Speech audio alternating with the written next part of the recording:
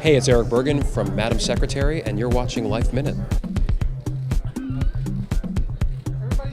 5 seasons of a TV show, sometimes you can run out of steam, and we got these first scripts for this year, and we feel like we're just getting started. We're so excited for this season. International intrigue, home life, children, marriage, all the same kind of stuff. I'm not going to go into too many specifics, that'll spoil everything.